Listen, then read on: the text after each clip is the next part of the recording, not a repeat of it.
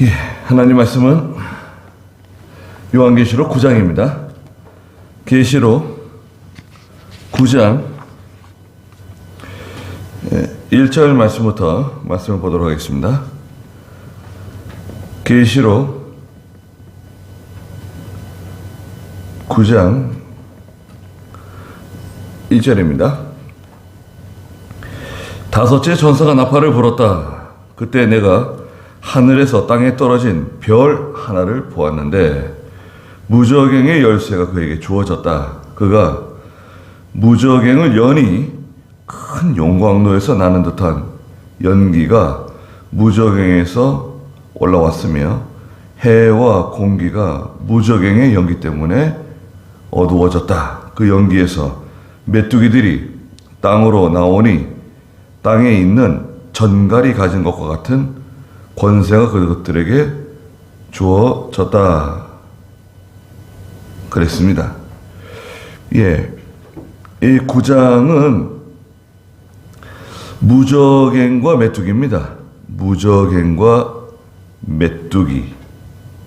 예. 그래서 그 일곱째 봉인을 떼실 때에 그 일곱째 봉인 가운데 일곱 나팔이 들어있어요. 그래서 8장 7절에 보니까 첫째 천사가 나팔을 불었죠. 그러니까 피 섞인 우박과 불이 내려와 가지고 땅에 던져지니 땅의 3분의 1이 타버렸고 나무와 푸른 풀이 또 3분의 1 다 타버렸습니다. 둘째 천사가 8장 8절에 나팔을 부니까 불타는 큰 산과 같은 견고한 세력인데 불이 붙어가지고 바다에 떨어지니까 바다의 3분의 1이 또 피로 변했습니다. 그리고 배들의 3분의 1도 다 파괴되었습니다. 8장 10절에 셋째 천사가 나팔을 불었죠. 횃불처럼 타는 큰 별이 하늘에서 떨어지니까 강들과 샘물들 위에 떨어져가지고 그 물을 마시는 사람들, 쓴물을 먹고 그 물로 인해서 죽게 된다. 12절에 넷째 천사가 나팔을 부니까 해의 3분의 1, 달의 3분의 1, 별들의 3분의 1 타격을 받아가지고 다 어두워지고 낮의 3분의 1, 또 밤도 이와 같이 캄캄하게 되었다. 그래서 독수리 한 마리가 13절에 날아가면서 땅에 거하는 자들에게 화가 있을 것이다. 그렇게 소리를 치면서 날아가는 것을 보았어요. 그리고 나서 이제 9장에 와가지고 7 나팔 중에 5번째 나팔이 등장합니다. 1절에 보니까 5째 천사가 나팔을 불었습니다. 그때 내가 하늘에서 땅에 떨어진 별 하나를 보았는데 무저갱의 열쇠가 그에게 주어졌다. 그랬습니다. 하늘에서 땅에 떨어진 별이 있어요. 하늘에서 땅에 떨어진 별. 그 8장 10절에서는 횃불처럼 타는 큰 별이 하늘에서 떨어졌다 그랬어요. 별은 하나님의 귀한 종들, 별과 같이 빛나는 하나님의 귀한 종들 혹은 믿음 있는 성도들을 가르쳐요. 별이 하늘에서 떨어졌다고 하는 것은 첫째는 세상 떠나는 겁니다. 믿음 있는 하나님의 귀한 종들이 늙어지고 병들고 또 여러 가지 환난 가운데 많은 분들이 세상을 떠나게 될 것. 그 다음에 별이 하늘에서 떨어진다고 하는 것은 신앙적으로 변질되고 타락하는 것을 가르쳐요. 예. 그래서 그 8장 10절에서는 횃불처럼 타는 큰 별이 하늘에서부터 강들에 하늘에 떨어졌는데 강들의 3분의 1 샘물들 위에 떨어져요. 이 물은 신령한 은혜를 가르칩니다.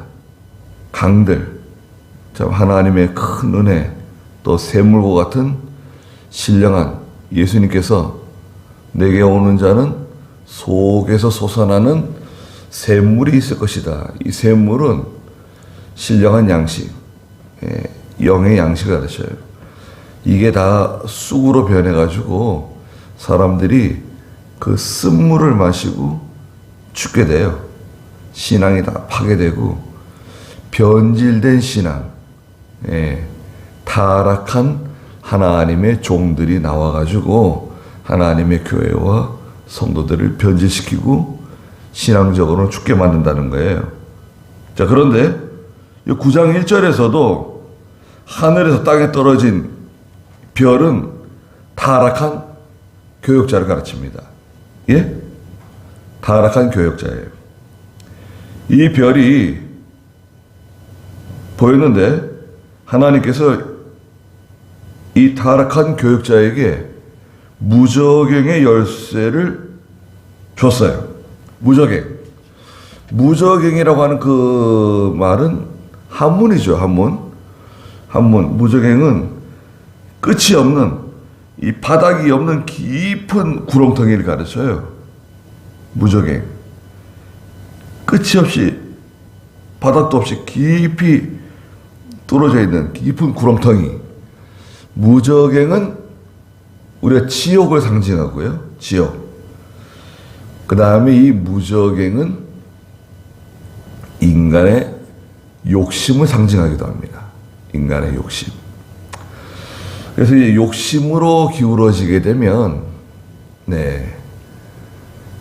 아무리 믿음이 좋은 하나님의 종들이라도, 또 믿음 있는 성도들이라도 타락하고 변질되게 됩니다.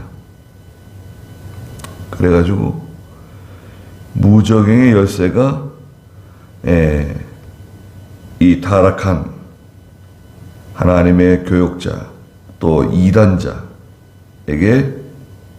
주어졌어요.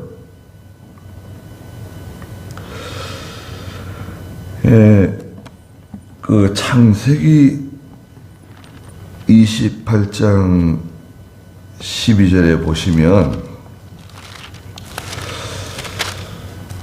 창세기 28장 12절에 보면 사닥다리가 나오는데요. 야곱이 베델에서 돌베개를 베고 누워 잠이 들었는데요. 밤에 꿈에 하나님께서 창세기 28장 12절에 야곱이 꿈에 보니 사닥다리가 땅에 서 있고 그 꼭대기는 하늘에 다 있으며 하나님의 천사들이 그 위에 오르내리고 있었다. 그랬습니다. 야곱이 꿈에 보니까 사닥다리가 하늘에서 땅에 내려왔는데 그 사닥다리 위로 천사들이 오르락내리락 하고 있는 아주 희한하고 놀라운 광경을 보게 돼요. 꿈속에서. 하나님께서 야곱에게 보여주신 특별 계시예요. 환상 가운데 보여주신 거예요. 이 사닥다리는 장차 오실 메시아 되시는 예수 그리스도를 상징합니다. 사닥다리. 무저갱에 빠지게 되면 믿는 성도도 이 욕심의 구렁텅이에 빠질 수 있어요. 처음에는 나오기 쉬운데 계속 이 욕심을 품고 계속 나가다 보면 점점 깊이 빠져들어가 가지고 자기 힘으로는 도저히 나올 수 없는 지경에 이르러요. 그때는 어떻게 하냐? 그때는 이 사다리가 필요해요. 사다리 누구라 그랬죠? 예수 그리스도다. 예수님이세요. 예수님을 의지하고 주여 저를 구원해 주십시오. 부르짖고 사다리 되시는 예수님을 통해서 이 욕심의 구렁텅이에서 탈출해야 됩니다. 이 무적인과 같은 욕심의 구렁텅이에 빠져 들어가게 되면 영 못 나올 수 있어요. 예. 믿음 있는 하나님의 종들이 이단에 빠지기도 하고 또 신앙적으로 변질돼 가지고 타락되기도 하고 그러는데 이게 다 무적행에 빠져서 그래요. 그런데 2절에 보니까 자, 그가 무적행을 열었어요. 무적행 열쇠 받았죠. 무적행 열쇠를 가가지고 그 무적행을 뚜껑을 여니까요. 2절에 큰 용광로에서 나는 듯한 연기가 무적행에서부터 올라오는 거예요. 막 용광로에서 나오는 연기처럼 연기가 꾸역꾸역 그냥 그 무적행 속에서 막 올라오는 거예요. 연기는 인간의 정신, 사상을 오염시키는 걸 가리킵니다. 이 연기는 인간의 정신과 사상을 오염시키는 것을 상징적으로 보여주는 거예요. 연기가 올라와가지고 해와 공기가 무적행의 연기 때문에 어두워졌다. 해와 공기. 해는 진리를 상징하고요. 해는 진리를 상징하죠. 공기는 인간의 정신계, 사상계, 예. 인간의 정신과 사상을 가르치는데 무적행의 연기 때문에 다 어두워지고 오염되고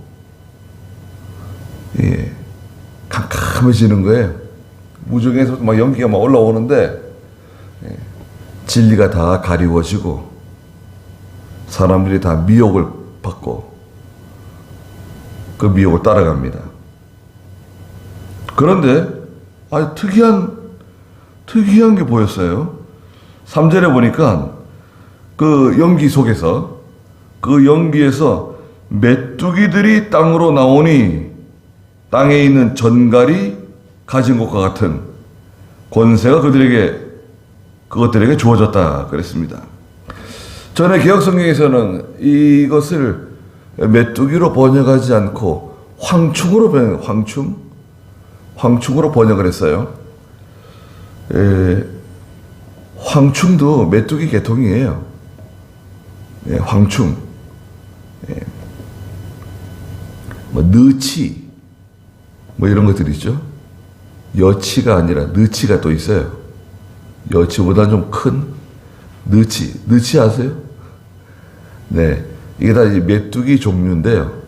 여기 그 연기 가운데 메뚜기들이 땅으로 나오는데 땅에 있는 정갈이 가진 것과 같은 권세가 그들에게 주어졌다. 그랬습니다. 욕심에 빠진 사람들, 또 믿음을 배반하는 이 배교자들의 인격적인 특징을 가르쳐요. 메뚜기는 욕심에 빠지고 하나님의 진리를 배반한 이단으로 빠지고, 이 성도예요. 성도. 타락한 교역자, 메뚜기 떼가 나오는데 그들의 인격, 땅에 있는 전갈과 같은 권세가 있어가지고요.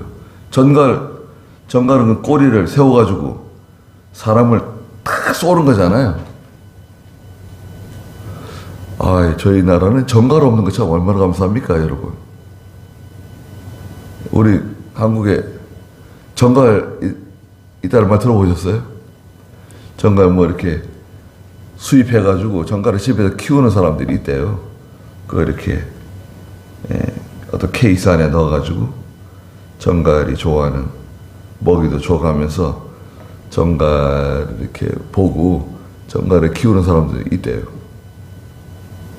그러나 전갈을 밖에다 내놓으면 우리나라 환경은 전갈이 살 수 없는 환경인 것 같아요. 전갈은 주로 열대성 기후, 따뜻하고 건조한 그런 기후에서 이제 사는 생물이잖아요. 정갈이 곤충인가요? 곤충은 아닌 것 같은데. 네. 정갈은 여하튼 그 사람이나 또 낙타나 지나가는 그 행인의 발등이나 발목이나 이걸 그냥 딱 쏘는 거죠. 그 뭐 얼마나 아픈지 말이죠. 예. 아파가지고 눈을 못 뜬대요. 너무 아파가지고. 예. 그래서 어른들도 한번 정갈에 쏘이게 되면 여러 날 앓거나 고생을 많이 한대요. 근데 이 아이들 같은 경우에는 정갈에 쏘이게 되면 죽을 수도 있고 또 시력을 잃어버린대요. 너무 이 고통이 심해가지고 앓다가 이제 빨리 회복이 안 되면 시력을 상실하는 경우도 있답니다. 얼마나 아프면 그렇겠어요? 근데 굉장히 아픈가 봐요. 정갈에 쏘이면.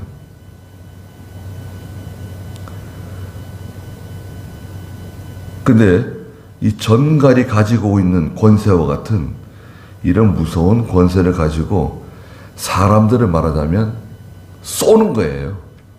고통스럽게 만드는 거예요. 정갈이 가진 것과 같은 권세가 그것들에게 주어졌는데 그것들은 4절에 보니까 땅에 풀이나 각종 푸른 것이나 각종 나무는 해하지 말고 이마에 하나님의 이인을 받지 않은 자들만 해하라는 명령을 받았다. 예. 이마에 하나님의 인침을 받지 않은 사람들만 해할 수 있는 권세가 있어요. 구속받은 성도들, 예, 이마에 인침을 받고 손에 입맞은 하나님의 백성들은 이 메뚜기와 같은 정갈의 권세를 가지고 있는 이 벌레들이 해할 수 없어요. 예. 꼬리에 능력이 있어요, 꼬리. 그래서 하나님의 백성들은 손대지 못합니다. 하나님의 성도들은 다시 해를 주거나 다시 음부의 골짜기로 끌고 가거나 지옥 불 가운데로 데려갈 수 없어요. 하나님의 택한 백성들은 하나님께서 딱 보호하시는 거예요. 이 사람은 건질 수 없다. 네. 네.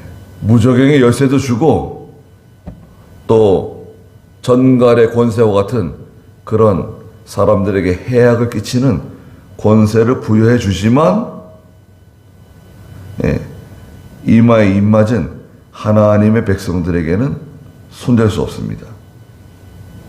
5절에 그러나 그들을 죽이지는 말고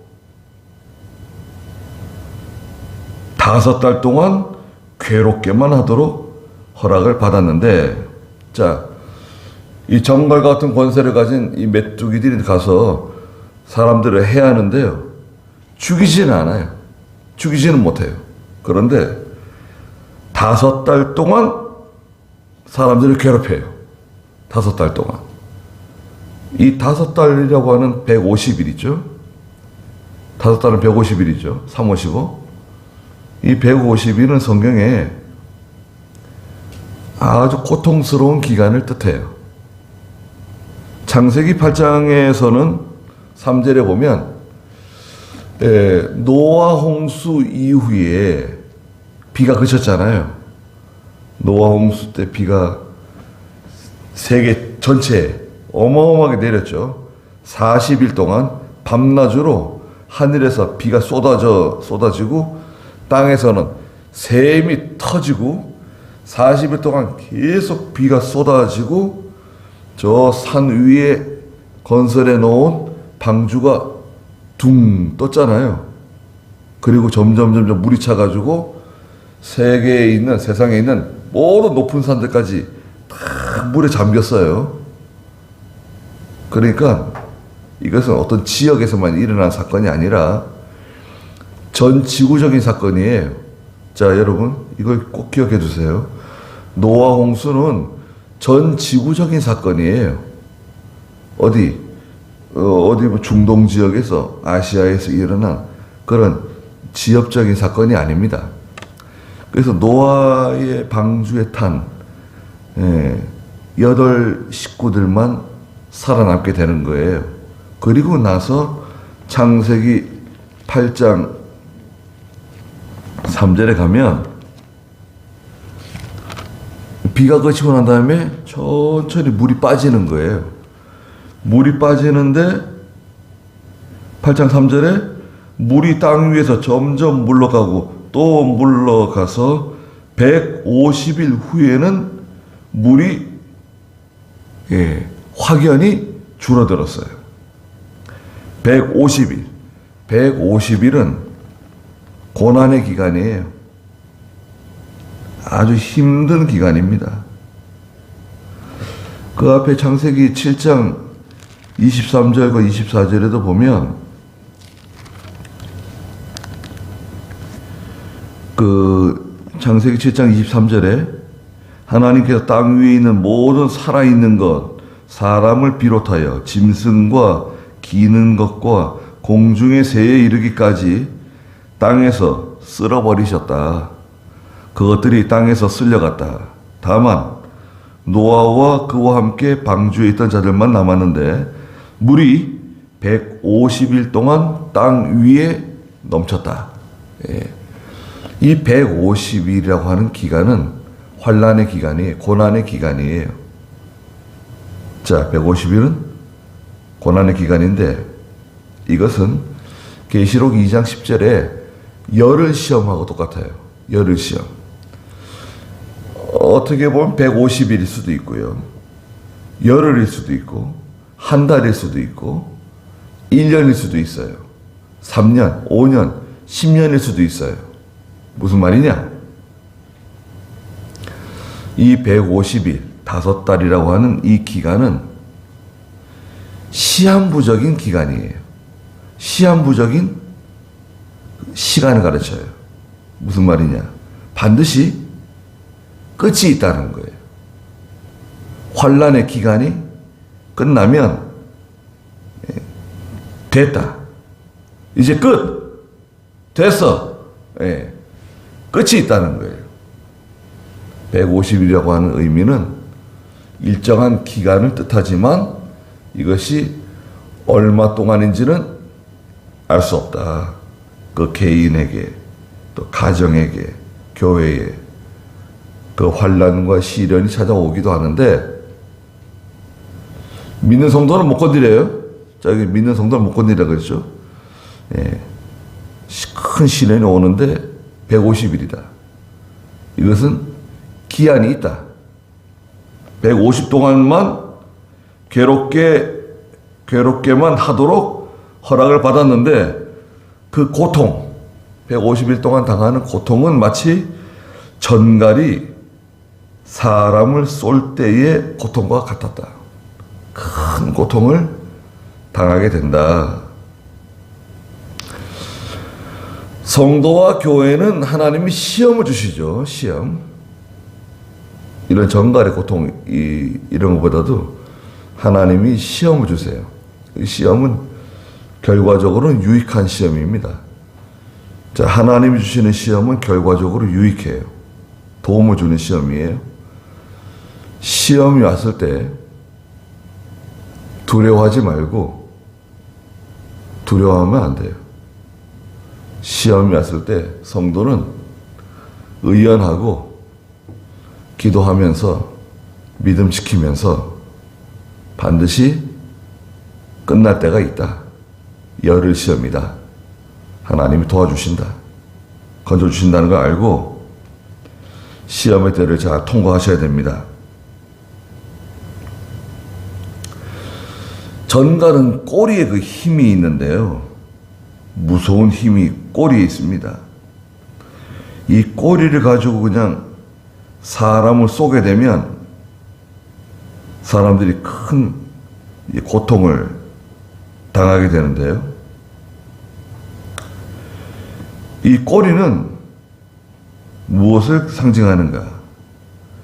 여기 이제 6절에 보시면 그 기간에는 150일이잖아요. 사람들이 죽음을 구하여도 찾지 못하고 죽기를 갈망하여도 죽음이 그들을 피할 것이다. 너무 고통스러워서 죽고 싶어도 죽지를 못하는 거예요. 자살 못해요. 이 기간에는 죽음을 구해도 죽음이 피해요. 고통을 다 당하는 거예요, 사람들이. 그냥 너무너무 고통스러운 다섯째 천사가 나팔을 불었을 때 무저갱의 권세를 가진 그 무저갱의 뚜껑을 열고 그 무저갱 속에서 연기가 피어오르고 사람들이 다 정신적으로 사상적으로 다 오염되고 미혹을 받고 그 다음에 메뚜기와 같은 정갈의 권세를 가진 게 나와가지고 사람들을 쏘는 거예요. 큰 고통을 당하는데 7절에 보니까 자, 그 메뚜기의 모양이 나옵니다. 메뚜기들의 모양은 전쟁을 위하여 준비를 갖춘 말들 같았고, 전쟁을 위하여 준비를 갖춘 말들. 여러분들, 전쟁을 위해서 준비된 말들을 한번 상상해 보세요. 말들이 딱 그 전쟁터에 나가기 전에 딱 준비를 하고 있습니다. 준마들이죠. 전쟁터에 나가는 말들. 오늘날 전쟁터에 나가는 말들은 어떤 걸까요? 요즘엔 전쟁터에 나가는 말들, 탱크라고 할까요? 전쟁터로 돌진하는 잘 준비된 대포부대, 탱크부대, 막 밀고 나가는 거예요. 말들 같았고, 그것들의 머리에는, 이 메뚜기들의 머리에는요, 금 면류관 비슷한 것을 썼어요. 금은 믿음을 상징하죠. 면류관은 영광을 가르칩니다. 금 면류관 비슷한 거예요. 금 면류관은 아닌데, 금 면류관 비슷한 것을 썼어요. 주제에 넘는 어떤 부끄러운 줄도 모르고 합당하지 않은 영광을 취한 겁니다. 또 이것들의 얼굴이 있는데 얼굴을 자세히 보니까 사람의 얼굴처럼 보여요. 사람의 얼굴 비슷해요. 이 메뚜기 얼굴을 보니까 사람의 얼굴 비슷해요. 사람의 얼굴은 지혜를 상징해요. 지혜. 사람의 얼굴은 천사의 얼굴이 내 얼굴인데 에스겔 1장에도 있고 또 우리 요한계시록에도 있는데 천사의 얼굴은 첫째가 사람의 얼굴, 둘째가 사자의 얼굴, 셋째가 송아지의 얼굴, 넷째가 독수리의 얼굴. 이런 얼굴을 가지고 있잖아요. 사람의 얼굴은 지혜를 상징한다. 지혜. 아주 지혜롭게 보여요. 굉장히 지혜 있는 것 같아요. 지혜 있죠. 머리에는 금면류관 같은 영광을 취하고 있죠. 주제에 넘은 합당하지 않은 영광을 취하고 있죠. 꼬리에는 정갈의 권세를 가지고 있죠. 또 꾸역꾸역 연기가 같이 나온다면 연기는 이 공기를 오염시키는 사람들의 정신과 사상을 오염시키고 미혹시키고 온갖 거짓말로 사람들을 자기 것으로 자기를 따르도록 이렇게 만드는 거예요. 거짓에 미혹받는 사람들이죠.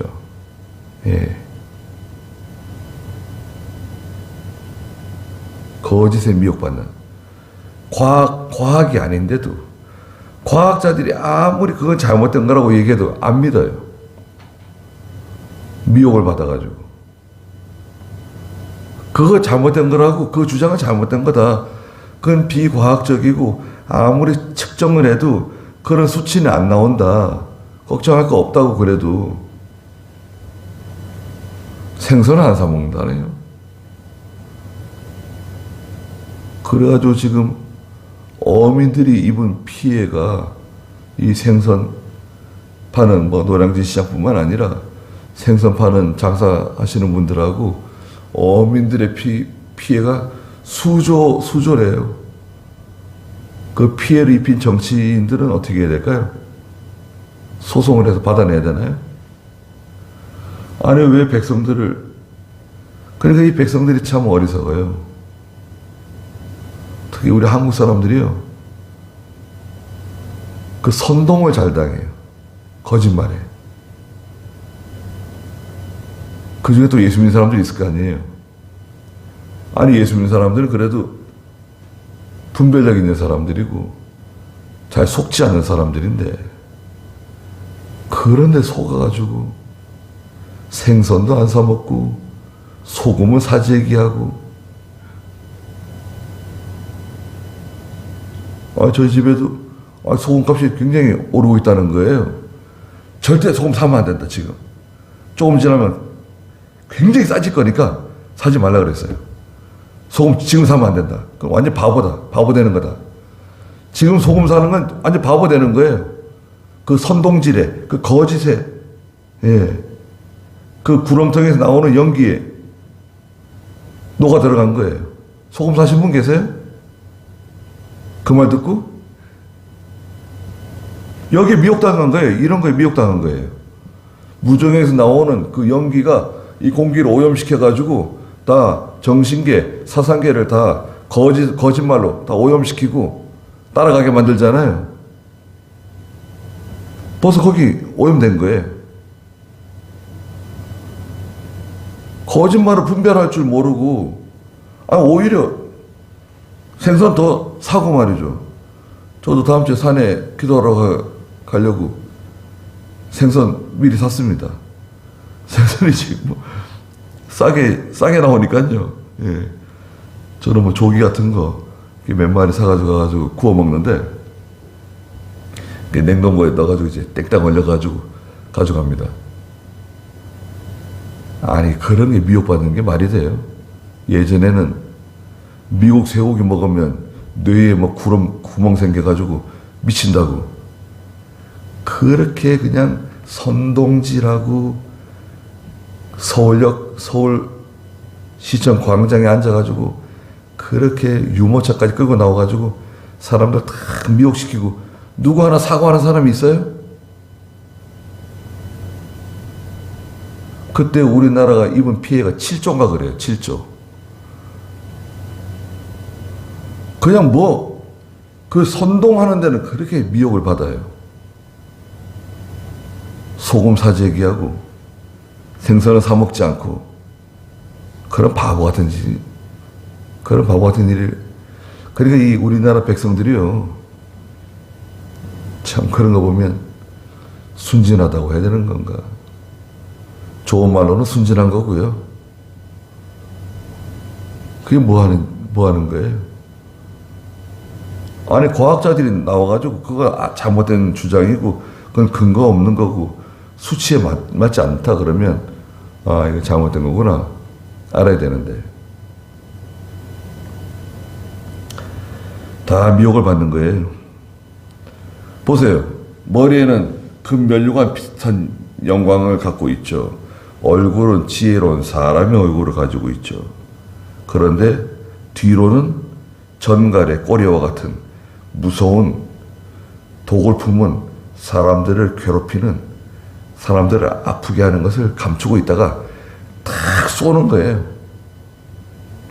그리고요, 8절에 보니까 이 메뚜기들이 여자의 머리털 같은 머리털을 가지고 있어요. 여자의 머리털 같은 머리털을 가지고 있다. 이 여자의 머리카락은 고린도전서 11장 15절에서는 그 여자의 영광이라 그랬어요. 여자에게 긴 머리카락은 그 여자에게 영광이라 그랬어요. 고린도전서 11장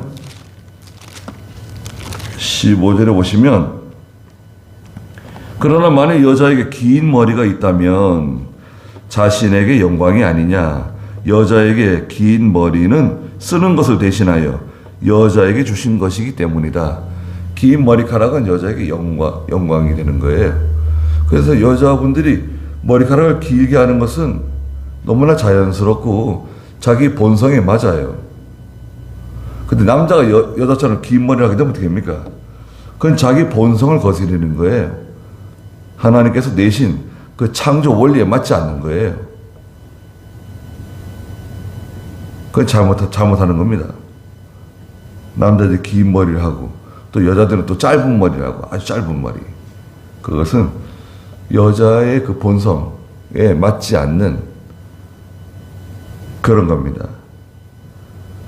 근데 이 메뚜기들이 여자의 머리털 같은 긴 머리카락을 가졌고 그것들의 이빨은 사자의 이빨과 같았다.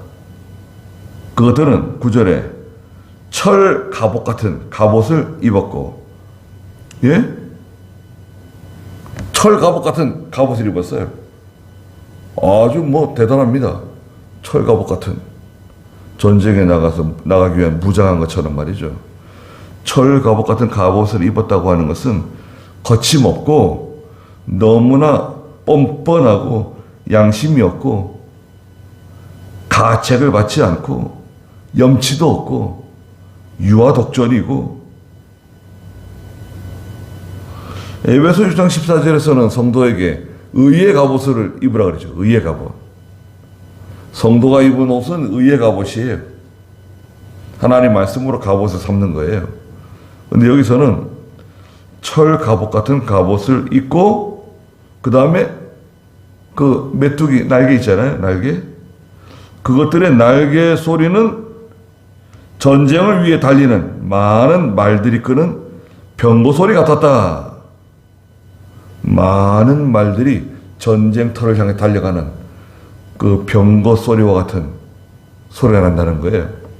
그래서 어떤 목사님은 야, 이거 메뚜기 오늘날 헬리콥터 아닌가? 헬리콥터? 예? 헬리콥터 있잖아요. 헬리콥터가 하늘에 떠가지고 이렇게 빙빙 돌아다닐 때는 별로 커 보이지 않는데요. 헬리콥터가 땅에 탁 착륙해 보세요. 상당히 큽니다. 예, 아마 우리 마당에도 간신히 앉을 수 있을걸요? 한 대. 날개가 크고요. 군용 헬기는 덩치가 상당히 큽니다. 네. 거기 여러 사람 탈 수 있죠. 장비들 다 싣고 말이죠. 그래가지고 그냥 그 프로펠러가 막 돌아가면서 소리가 나는 거 생각해 보세요. 막 먼지를 일으키면서 막 소리가 나고, 여기서는 뭐라 그래요? 철 갑옷 같은 갑옷을 입고 그것들의 날개 소리는 전쟁을 위해 달려가는 많은 말들이 끄는 병거 소리 같은 병거 소리가 나면서 막 올라간다는 거예요. 예. 그런지도 모르죠. 예. 헬리콥터들이 여기 이제 헬기 훈련소가 있어가지고 많은 사람이 여기서 와서 훈련을 받죠. 예. 이거 좀 옮겨달라고 그렇게 탄원을 하더라도 못 옮기잖아요. 다른 데 옮길 만한 곳을 못 찾아요. 다른 데서는 또 이런 장소가 들어온 걸 좋아할까요? 네. 어딘가는 있어야 되는데, 우리나라 군인들, 헬기 조종사들 훈련시키는 훈련소가 있어야 되잖아요. 근데 저 헬기장 때문에 경제적으로는 피해를 많이 보죠. 예. 그래도 나라를 위한 거니까 어쩔 수가 없는 것 같아요. 자, 그런데 10절에 보니까 그것들은 정갈 같은 꼬리와 독침을 가지고 있었어요. 자, 드디어 꼬리. 전갈과 같은 꼬리인데 독침을 가지고 있어요. 그 꼬리에는 5달 동안 사람들을 해롭게 할 권세가 있었다. 그랬습니다. 자, 이 꼬리가 문제예요. 꼬리에 독을 품고 사람을 탁 쏘는 거예요. 쏘면 그만 아무리 강한 사람도 자빠질 수밖에 없어요. 예, 이 정갈에 꼬리에 쏘이면 안 되죠. 야, 여기 정갈 있다. 조심해라. 야, 저거 집어 던져라. 우리나라 같은 뱀이네, 뱀. 뱀 있으면 어떻게 합니까? 뱀 있어도 막 가요? 사람은 남자든 여자든 뱀을 탁 발견하면 깜짝 놀라는 것 같아요. 예. 저도 뭐 이렇게 잘 놀라는 성격은 아닌데, 뱀 갑자기 발견하게 되면, 아이, 야, 깜짝 놀랐잖아. 예. 뱀이 그냥 사람을 놀라게 해요. 보면 이렇게 크지도 않고 뭐 그런데, 예. 이 꼬리에 권세가 있는데요. 이 꼬리는 이사야 9장 14절과 15절에 보면 꼬리는 누구를 가르쳐요? 이사야 9장 14절에 보시면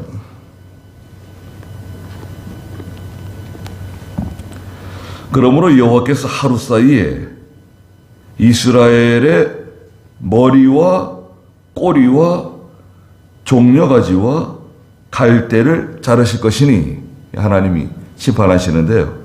이스라엘의 머리, 꼬리, 종려가지, 갈대를 다 치시는 거예요. 그 머리는 장로와 귀족들이다. 머리 누구냐? 장로와 귀족들. 장로는 교회 장로님을 가르치는 그 장로가 아니라, 이 장로는 지도자, 연장자, 존경받는 어른을 뜻해요. 이스라엘 가운데 장로가 70명의 장로가 있는데, 그 장로 또 귀족들. 꼬리 누구냐? 꼬리 누구라 그랬죠? 거짓말을 가르치는 선지자. 꼬리 누구죠? 거짓말을 가르치는 선지자다. 이 백성의 인도자들이 그들을 잘못된 길로 인도하니 그 인도를 받는 자들이 모두 다 삼켜질 것이다. 거짓말로 인도해요. 거짓말로. 거짓으로 인도해요. 거짓말하는 사람 찍어주면 안 됩니다, 여러분. 그 거짓말하는 그 당 찍어주면 안 돼요. 아, 근데 왜 그렇게 거짓말을 하고 그렇게 사람을 속이고 시간이 지나면 다 드러날 뻔한 거짓말을 계속 거짓말하고 나가는데도 백성들은 또 찍어줘요. 이야, 그거 보면 참 우리 대한민국이 망하지 않은 거 보면 기적이에요. 진짜 기적입니다. 그렇게 백성들이 잘 속고 분별을 못하고 참 대단해요. 예. 그래서 대다수의 이 대중들, 국민들은 어리석어요. 예? 어리석습니다. 근데 예수 믿는 성도들은 그래도 좀 분별력 있는 사람들인데, 믿는 성도들은. 자, 믿는 성도들이 여기서 잘해야 됩니다. 다시 한번 보세요. 10절. 그것들은 정갈 같은 꼬리와 독침을 가지고 있어요. 그 꼬리에는 5달 동안 사람들을 해롭게 할 권세를 가지고 있어요. 그래, 한번 탁 쏘이면 그냥 쓰러져가지고 5달 동안 못 일어나는 거예요. 거의 뭐 죽다가 살아나는 거예요. 여러분, 5달 동안 병원에 입원하다가 퇴원했다. 거의 뭐 죽다가 살아난 거예요. 야, 이거 얼마나 고통을 당했을까요? 여러분, 5달 병원에 누워있다 생각해 보세요. 그러면요, 몸에 근육이 쭉 빠져요. 다리에, 종아리에 근육이 다 빠져가지고 흐물흐물해지고, 예, 몸이 무슨 큰 환자처럼, 다 죽어가는 환자처럼 변합니다. 침대에만 누워있으면요, 예, 큰일 나요. 네. 왜 우리나라 속담에 그런 말이 있습니다. 저는 다리가 효자 아들보다 낫다고. 다리가 불편해가지고 좀 쩌둑거려도 효자들보다 낫습니다. 그렇지 않나요? 아무리 효자라도 말이죠. 밤에 화장실 가야 되는데 매번 부를 수 있어요? 내가 어디 좀 가고 싶은 데가 있어도 언제 그 아들을 불러가지고 데리고 다닐 수 있겠습니까? 몸이 좀 약하더라도 여러분, 우리가 나이 들어서 몸이 좀 약해지고 좀 병이 들더라도 움직일 수 있어야 돼요. 예배당에서 나오고, 또 예배당에 나오면 성도들 다 만나고 같이 식사도 같이 하고 얼마나 좋아요. 집에 그냥 혼자 가만히 있고 아무도 찾아오는 사람도 없고 갈 곳도 없고 몸은 힘들어가지고 병들어 있고 그러면 이게 그냥 다 약해지는 거예요. 마음도 약해지고 몸도 약해지고 5달 동안 150일 동안 거의 죽다가 막 살아나는 거예요. 여기 한번 쏘이면 그냥 쓰러지는 거예요. 아무리 힘센 사람도요. 여기 한번 쏘이면 넘어지는 거예요. 자, 그런데 누가 여기에 쏘이느냐? 누가 여기에 넘어지느냐? 자, 우선 믿는 성도들은 손대지 못하게 했어요. 하나님께서. 야, 이마에 입 맞은 하나님 백성들 손댈 수 없다. 건드리면 안 된다. 하나님이 탁 보호막을 쳐놨어요. 그러면 누가 이 전갈의 꼬리에 쏘여가지고 된통 당하느냐? 데살로니가 후서 2장 10절에 보면요. 9절과 10절에 보면 여기에 미혹받는 사람들이 있는데요. 특징이 있어요. 데살로니가 후서 2장 9절에 보면요. 그 불법자가 나타났는데 사탄의 역사를 따라 온갖 능력과 표적들과 거짓된 기적들과 모든 불의의 속임수로 저 멸망받을 자들에게 이를 것이니 여러 가지 능력, 표적, 기적 여러 가지 대단하다, 와 희한하다 사람들을 다 끌어모아 가지고 불의의 속임수로 멸망받을 자들에게 이를 것이니 이는 그들이 구원을 받기 위하여 진리의 사랑을 받아들이지 않았기 때문이다. 진리를 사랑하지 않게 되면 미혹받는다는 거예요. 왜 미혹받죠? 진리를 사랑하지 않기 때문에 미혹받는 거예요. 진리를 사랑하지 않으면 다 미혹받습니다. 그럼 큰 고통을 받게 되는 거예요. 잠깐 쉬었다가 조금 더 하시자고요. 9장 10절 보시면 그것들은 정갈 같은 꼬리와 독침을 가지고 있었는데 그 꼬리에는 5달 동안 사람들을 해롭게 할 권세가 있었다 그랬습니다. 이거 다 마귀의 역사인데요. 무정행에서 올라온 그 연기 가운데 메뚜기들이 나와가지고, 메뚜기들이라 그랬죠. 3절에 보면 땅에 나와가지고 정글 같은 권세를 가지고 사람들을 해롭게 한다. 이 거짓을 가르치는 거짓 선지자들, 꼬리는 누구라 그랬습니까? 거짓말을 가르치는 거짓 선지자들이에요. 이 거짓말에 다 미혹받는 거예요. 거짓말 미워하셔야 됩니다. 네. 거짓말 미워하셔야 돼요. 거짓말 하지 말라 그래야 돼요. 예. 예전에는 거짓말하면 너 빨갱이냐? 거짓말하게? 그런 말 들었어요. 예. 예수 믿는 사람들은 거짓말 미워해야 됩니다. 거짓말하는 사람에게 거짓말하지 말라 그래야 돼요. 그건 하나님이 싫어하는 거다. 11절에 그들에게 왕이 있으니, 자, 왕이 있어요. 메뚜기 떼들에 막 왕이 있다. 왕이 있는데 무정행의 사자이다. 그의 이름은 히브리어로 아바돈이며 헬라어로는 아볼루온이다. 이름이 있는데 히브리어로는 아바돈은 밑에 각주에 보시면 파괴, 파멸. 또 헬라어로는 아볼루온, 밑에 각주에 보니까 파괴자, 파멸자. 다른 사람을 파괴시키고 파멸시키고 괴롭게 만들고. 이름이 아바돈, 아볼루온이에요. 그 우두머리,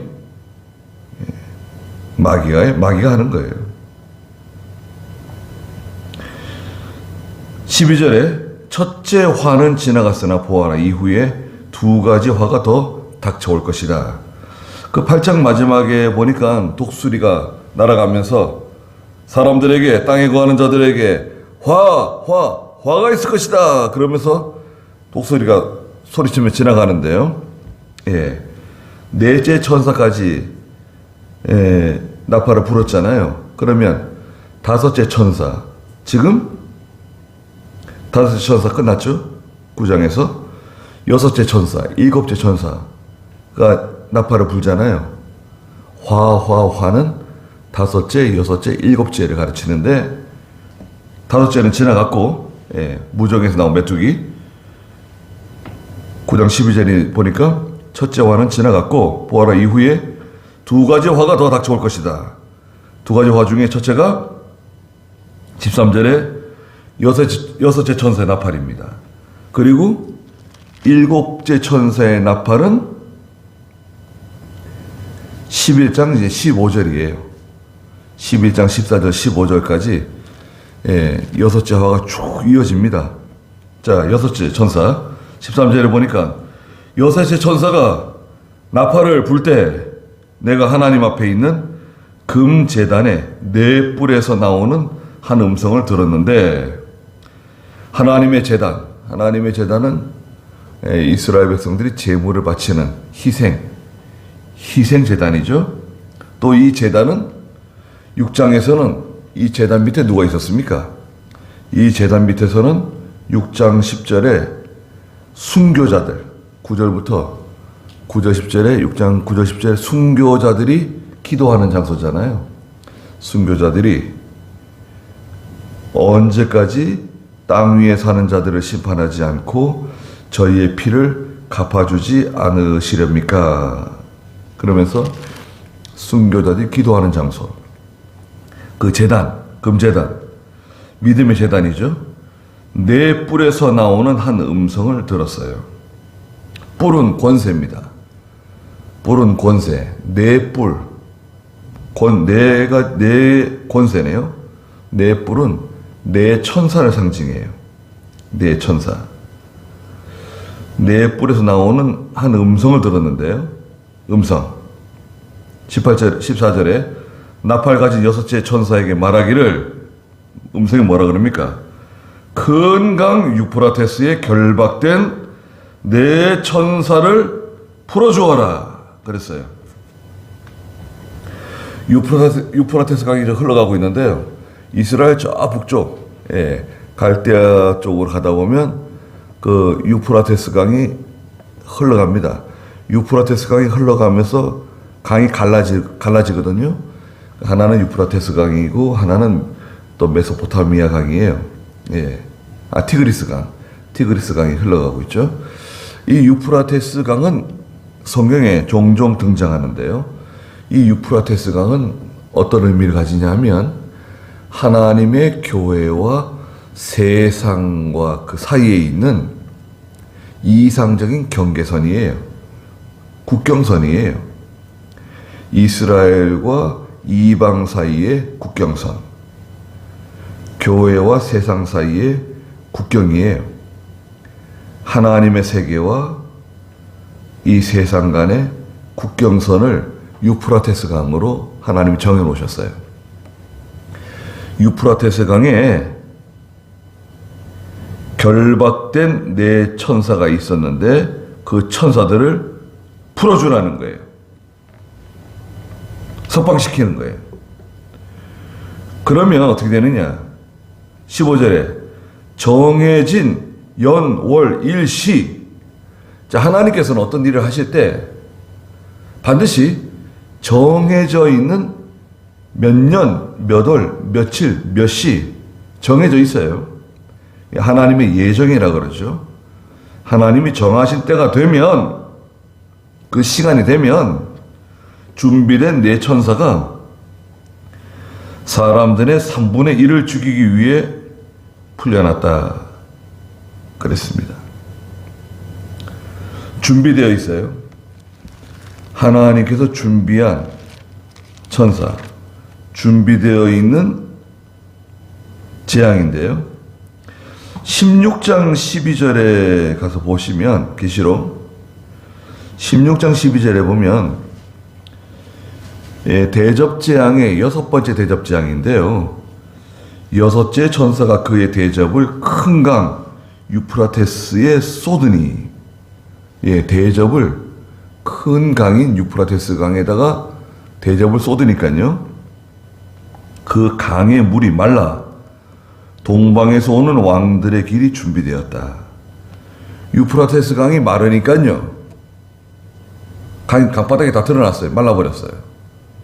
그러니까 동방에서 오는 왕들이 그 유프라테스 강 때문에 쉽게 들어오지 못했었는데, 이제는 강바닥에 마르니까요, 밀려 들어오는 거예요. 세상이 교회로 들어오고 교회가 세상으로 나가는 거예요. 유프라테스 강이 마르니까 이상적인 경계선, 국경선이 무너지니까 교회는 세속화되고 또 세상이 교회로 들어와가지고 교회가 재구시를 못하게 되는 거예요. 오늘날에도요, 교회는 하나님의 교회로 남아야 됩니다. 여러분 들어보세요. 교회는 하나님의 교회잖아요. 사람의 교회가 아니에요. 그렇죠? 교회 주인이 누구십니까? 교회의 주인은 목사도 아니고 장로도 아니고 집사도 아니고, 우리 성도들이 교회 주인이다. 말도 안 되는 소리예요. 성경에 어디 그런 말이 있어요? 교회 주인은 하나님이세요. 교회 등기부 등본에 명의가 누구 이름으로 돼 있든, 단체의 대표자가 누구 이름으로 돼 있든 그게 중요한 게 아니라, 교회의 주인은 누구시죠? 하나님이세요. 예수님이세요. 그러니까 하나님께 맞추는 거예요. 하나님의 교회, 하나님께 드리는 예배, 하나님 앞에서 우리는 다 하는 겁니다. 사람 앞에서 하는 게 아니에요. 저도 마찬가지입니다. 저도 하나님 앞에서 하는 거예요. 하나님께서 시켜서 하는 거예요. 안 할 수가 없어요. 안 하면 좋겠죠. 아까 예배 시간 전에 어떤 목사님한테 전화가 왔어요. 누가 산기도 갔는데 혼자 갔냐고. 그럼 혼자 가지 산에서 이제 사진을 찍어서 보낸 거예요. 목사님 산기도 안 가셨어요? 난 다음 주에 간다. 나는 지금 사경회 중이다. 사경회예요? 주변에 우리 목사님들에게 사경회 한다 그런 거 얘기 안 하거든요. 우리 교회 사경회니까. 얼마나 감사합니까?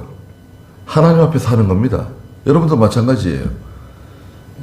신앙생활이든지 기도생활이든 예배생활이든지 무슨 희생을 하든지 다 이게 하나님 앞에서 하는 거지, 사람 앞에서 한다고 생각해 보세요. 그거는 아주 피곤한 일입니다. 그리고 사람은 자꾸 변하기 때문에요. 오늘은 참 좋았다가도 내일 어떻게 될지 몰라요. 저 사람의 마음이. 사람은 자꾸 변해요. 사람 의지하지 말고 우리는 하나님 앞에서 모든 일을 해나가는 사람이 되어야 됩니다.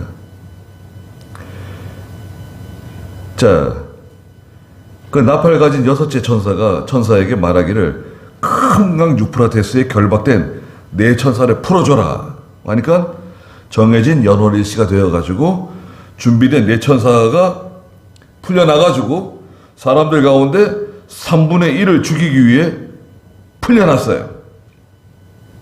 네. 정해진 때가 되면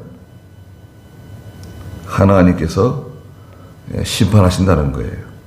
16절에 그리고 기마병들의 수가 2억이나 되었는데 내가 그들의 수를 들었다. 저는 개혁성경에서는 2만만이라고 번역을 했어요. 2만만. 예. 2만만은 2억이에요. 만 곱하기 만이니까요. 2만 곱하기 2만. 만 곱하기 만. 2 곱하기 만 곱하기 만. 2만만. 2억. 2억 명을 모으려면 어떻게 하면 될까요, 여러분? 병사들이 2억 명이에요. 어떤 신학자가 계산을 해봤어요. 2억 명이 되려면 중국의 모든 병력을 다 더하면 2억 택도 없습니다. 중국하고 러시아를 더하니까 한 1억이 좀 더 됐더라고요. 그 다음에 2억이 되려면 어떻게 하면 되지? 계산해 봤더니 딱 맞아 떨어지는 숫자가 있어요. 2억이 되려면요, 이 중동에 이슬람이 있잖아요. 이슬람 국가들의 군대를 다 더했더니 딱 2억이 되는 거예요. 말세에 공산주의와 이슬람이 힘을 합쳐가지고 기독교 세력과 맞서게 될 것이다. 보통 그렇게 말하죠. 예, 기독교 세력, 미국을 중심으로 한 서방 세력, 이 기독교 진영, 서방 세력, 자유 진영하고 공산 진영과 이슬람이 합한 세력이 충돌하게 되면 그때는 이제 3차 대전이 찾아온다. 지구 마지막 전쟁이 찾아온다. 그런 말들 하죠. 그렇게 될지 또 어떻게 될지 확실하지 않지만 여기 16절에서는 기마병들의 수가 2억이나 되었는데 내가 그들의 수를 들었다. 17절에 내가 환상 가운데 말들과 그것들 위에 탄 자들을 보니까 그들은 불빛과 자주빛과 유황의 갑옷을 입고 있었다. 그 말들의 머리는 사자와 같은 머리, 말들의 머리가요, 사자와 같고 입에서는 불과 연기와 유황이 나오고 있었다. 이건 뭘까요? 마치 탱크 같네요. 예, 머리통은 사자 머리, 달리는 거 보니까 말처럼 달리는데 얼굴은 사자 얼굴 같고 그 입에서는 불과 연기와 유황이 막 쏟아져 나오고, 이것은 사람의 지식, 욕심, 교만, 완고한 고집을 상징해요. 불빛, 자주빛, 유황빛 갑옷을 입고 나가는데 이들은 그 욕심에 빠진 사람들, 배교자들의 그 변질된 인격에서 나오는 것들이다. 18절에 이 세 가지 재앙, 곧 그 입에서 나오는 불, 연기, 유황 때문에 사람들의 3분의 1이 죽임을 당할 것이다. 도대체 이 불과 유황, 연기와 유황은 어떤 일을 하는 걸까요? 연기는 앞에서 나온 것처럼 연기가 무정에서 나와가지고 공기를 다 오염시키니까 사람들의 이 정신계, 사상계를 다 오염시키고 똑똑한 사람도 소용없어요. 똑똑한 사람들도요, 이게 한번 딱 이렇게 오염되면 이게 벗어나오지 못해요. 그게 옳은 줄 알아요. 아니 여러분, 뭐 이북이 좋다고, 김일성이 좋다고, 공산주의가 좋다고 그렇게 좋아했어요. 그렇게 추정했어요. 아니 그런데 그 이북의 백성들 300만 굶어 자기 백성들 300만 명 굶어 죽였잖아요. 지금도 먹을 게 없어가지고 허덕이고 있잖아요. 그러면서도 미사일 계속 쏘잖아요. 그게 무슨 미친 짓입니까? 아니 그거 만들 돈 가지고 백성들은 먹여야 되는 거 아니에요. 근데 백성들이 굶어 죽고 망하고 이런 건 신경 안 써요. 백성들이 수만 명, 수십만 명이 도망을 건너가지고 달아나고 있잖아요. 생명을 걸고 목숨 걸고 총에 맞아가면서 아버지 어머니를 버리고 자식들을 버리고 달아나고 있잖아요. 아니 이미 다 끝난 건데 다 드러난 거잖아요. 야 이건 가짜로구나, 이 거짓말이로구나. 야 이거 이때까지 우리가 속았구나. 그런데 거기서도 아직까지 벗어나오지 못하는 사람들. 그리고 이 대한민국을 공산화 시켜가지고 이북처럼 만들어야 된다고 그런 해괴한 주장을 하는 사람들이 대한민국에 살고 있으면서 대한민국의 꿀을 빨아먹으면서 온갖 이익을 취하면서 문제를 일으키고 시끄럽게 만들고 그건 이적질 아닌가요? 이적, 여적질, 적을 이롭게 하는 일. 그건 다 붙잡아다가 어떻게 해야 되는가요? 무섭게 다스려야 돼요. 무서운 사람이 나와야 된다고요. 그래서 윤석열 대통령이 어떻게 대통령이 됐는지 윤석열 씨가 어떻게 대통령이 됐는지 말이죠. 자기가 뭐 대통령 될 생각도 없었는데 깜짝 그냥 대통령이 됐어요. 근데 사실은 무서운 사람이에요. 무서운 사람이고 앞으로 어떻게 할지 기대가 되고 좀 지켜볼 일입니다.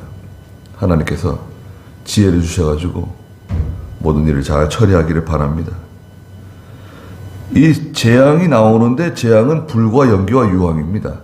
다 거짓으로 비롯된 재앙이에요. 19절에 있는 것처럼 그 말들의 힘은 어디서 나오느냐? 입과 꼬리에서 나오는 입과 꼬리. 입은 거짓을 말하는 입, 꼬리는 누구라 그랬습니까? 이사야 9장에서 거짓말을 가르치는 선지자들. 그랬잖아요? 이사야 9장 14절 15절에 입과 꼬리에 있는데 꼬리는 뭐 같죠? 19절에 뱀 같아요. 은밀하게 싹 다가와가지고 탁 무는 거예요. 독을 심어주는 거예요. 또 머리를 가지고 있어서 사람들로 그것들을 해하였다.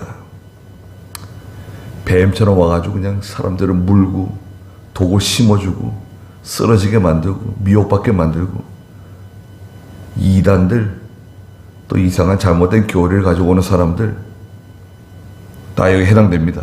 20절에 이 재앙들로 인해 죽임을 당하지 않고 남은 사람들이 있어요. 성도들 외에 남은 사람들이 그들의 손으로 행한 일들을 회개하지 않고 회개 못해요. 도리어 악령들과 보거나 듣거나 걸어다니지 못하는 금, 은, 동, 돌, 나무로 만든 우상들에게 가서 경배하고 거기에 절하고 거기다 빌어요. 아니 회개하고 바로 서야 되는데 야 이거 하나님께서 우리를 심판하시는 거다. 우리를 징계하시는 거다. 하나님께로 돌아가자. 예수 믿자. 믿음으로 살자. 이렇게 나가야 되는데 회개를 못해요. 간신히 살아남았는데 거짓에 미혹받지 않고 간신히 그 꼬리의 해를 받지 않고 살아남기는 했는데 회개는 하지 않고 금은 동, 돌, 나무로 만든 우상들에게 가서 또 굴복하고 거기에 복을 빌고 거기에 엎드리는 거예요. 거기 절하는 거예요. 21절에 또 그들은 그들의 살인, 점술은 점치고 무당 굿하는 거 다 포함됩니다. 점술, 음행, 도둑질을 회개하지 않았다. 살인은 실제로 사람을 죽이는 것도 살인이지만 사람을 미워하는 것도 살인이라고 그랬죠. 살인, 점술, 이거 하나님이 정말 미워하시는 겁니다. 점치고 뭐 사주팔자가 어떻고 토정비결이 어떻고 운세가 어떻고 그 입에 담지도 마세요. 하나님이 제일 미워하는 거예요. 점쟁이에 가가지고 어떻게 되겠습니까? 무당에게 뭐 애구는 뭐 물리쳐 달라 그러고 복채를 쥐어주고 예수 믿는 사람도 점 보는 사람들이 있대요. 제정신 아니에요. 하나님을 잘 모르고 하나님을 두려워하지 않아서 그런 건데 하나님을 얼마나 그 싫어하는지 죽은 자에게 제사하는 거 똑같아요.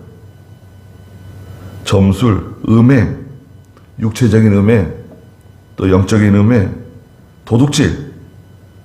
아니, 도둑질이 왜 나왔을까요?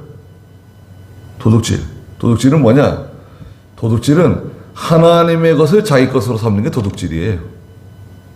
여러분, 남의 것을 빼앗아 자기 것을 삼는 게 도둑질 아닙니까? 여기 도둑질은 하나님의 것을 자기 것으로 삼는 것이 도둑질이다. 하나님의 것이 뭐가 있습니까? 안식일은 내 것이다. 거룩하게 지켜라. 주일 안식일은 하나님의 날이에요. 일하면 안 됩니다. 돈 버는 날 아니에요. 어디 여행 다니는 날 아닙니다. 혹시 여행 가더라도 주일날이 겹치게 되면 호텔에서 쉬든지 조용하게 시간을 보내야 돼요. 예. 안식일 날은 거룩한 날이고 하나님의 날입니다. 내 날이 아니에요. 11조는 하나님의 거예요. 내 게 아닙니다. 11조 도둑은 하나님께 자기 것을 삼는 거예요. 주일 안 지키면 그건 날도죠. 11조는 하나님께 자기 것을 삼는 도적질입니다. 또 하나님께서 우리에게 주신 이 건강, 시간, 모든 이런 좋은 환경, 하나님 우리에게 다 믿음으로 살고 하나님 잘 섬기라고 주신 좋은 환경들인데 좋은 환경을 주시면 주실수록 죄 더 짓고 욕심 더 부리고 자기를 위해서 살고 그게 도둑질이에요. 하나님의 것을 마치 자기 것인 양. 기도원이 누구 겁니까? 하나님의 거예요. 신학교가 누구 거예요? 하나님 거예요. 교회도 하나님 거예요. 이걸 마치 자기 것으로 생각하고 자기 것으로 삼고 나가게 되면 이 죄에 빠지는 거예요. 무서운 일이에요. 그래서 이 세상에는 내 것은 없다 생각해 하셔야 돼요. 아니 왜 내 것이 없냐? 이거 다 내 건데 내가 열심히 일해가지고 내가 수고해서 다 버는 건데 우리가 죽을 때는 가져갈 수가 없잖아요. 죽을 때는 가져갈 수 있다. 그건 정말 자기 거네요. 예. 이것도 가져가고 저것도 가져가고 개도 끌고 가고 고양이도 데려가고 데려갈 수 있어요? 가져갈 수 있습니까? 우리가 세상 떠날 때는 아무것도 가져가지 못하고 믿음으로 행한 일만 따라가요. 얼마나 믿음으로 했느냐 그것만 가져가는 겁니다. 거기까지 하죠. 기도하겠습니다. 거룩하신 하나님 은혜와 사랑을 감사드립니다. 다섯째 천사가 나팔을 부니까 무저갱의 열쇠를 쥐어주시고 그가 무저갱을 열 때 무저갱 속에서 연기와 같은 것이 올라와 모든 공기를 다 더럽히고 거기서 또 메뚜기들이 나왔는데 그 메뚜기들은 사람들을 해할 권세를 가지고 또 그 꼬리에 정갈과 같은 무서운 것을 가지고서 사람들을 쏘고 사람들이 쓰러지게 만들 것이라고 말씀하셨습니다. 그 꼬리는 거짓말을 가르치는 거짓 선지자들이라고 말씀하셨습니다. 저희가 이런 거짓에 속지 않게 해주시고 이런 거짓에 넘어가지 않게 해주시옵소서. 오직 진리를 사랑함으로 하나님께서 저희들에게 은혜를 베풀어 주시고 또 하나님께서 하나님의 인을 맞은 사람들은 해하지 말라고 말씀하신 것처럼 저희가 끝까지 믿음 안에 서서 이 시대에 빛을 밝혀나가는 저희들이 다 되게 해주시옵소서. 여섯의 천사가 나팔을 불었을 때 천사가 나가서 유프라테스 강에 있는 묶여있는 네 천사를 놓아주었다고 말씀하셨습니다. 그들이 나가서 기마병들을 모았는데 그들의 수가 2억 명이고 그들이 나가서 사람들을 불과 유황과 연기로 다 해할 것이라고 말씀하셨습니다. 저희들이 이런 모든 거짓된 말세의 풍조에 휩싸이지 않게 해주시고 끝까지 믿음으로 남아서 하나님이 기뻐하시는 저희의 남은 여생이 될 수 있도록 하나님이 축복해 주시옵소서. 성경의 마지막 시간까지 하나님께서 영광을 받아주시고 예수님의 이름으로 기도드리옵나이다. 아멘.